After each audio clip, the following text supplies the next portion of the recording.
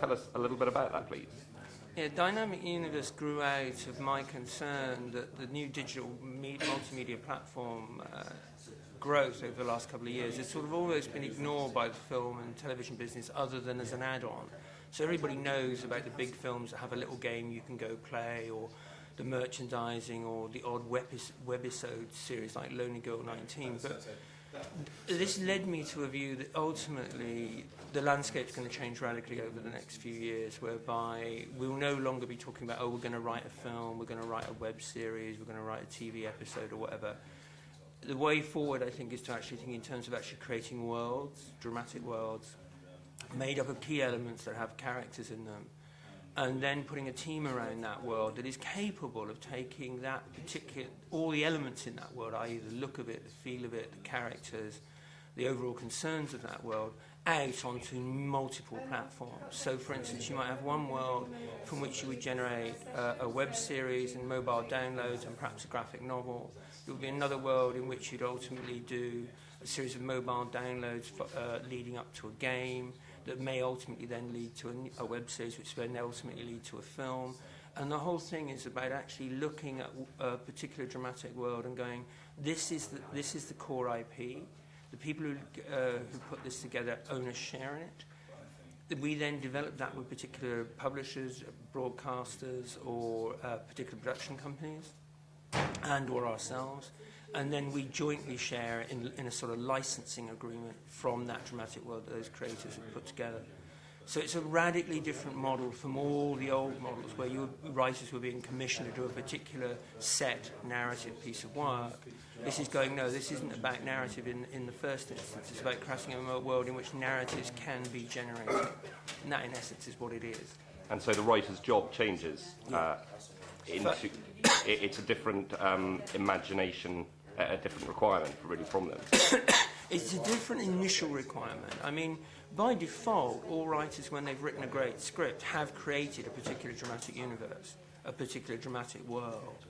But they haven't thought about that world as being the place from which umpteen narrative forms might flow, except in one or two obvious instances. And though we've actually traditionally seen things like, for instance, someone write a novel that then goes on to be adapted into a stage play, and that may ultimately end up being a drama on television or a film, and in that sense, that multiple platform thing has happened perhaps over a 5 or 10 or 15-year period. What we're talking about now is all of that thinking that's in the past been add-ons, or let's do another version of it, let's put it on another platform because it's been successful on this platform. What we're now saying is it's all of that sort of thinking happens up front in the creation of what you're developing, and the writers still ultimately will have a role in terms of generating scripts for particular narrative platforms.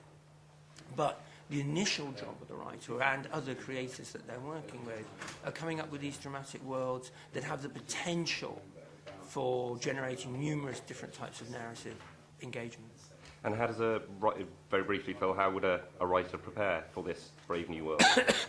I think they've actually got to do a number of things. One, they've got to think much more about what is the world the sort of world that I actually want to play in with my imagination and my writing, rather than what is the story. So that's actually quite a radical shift.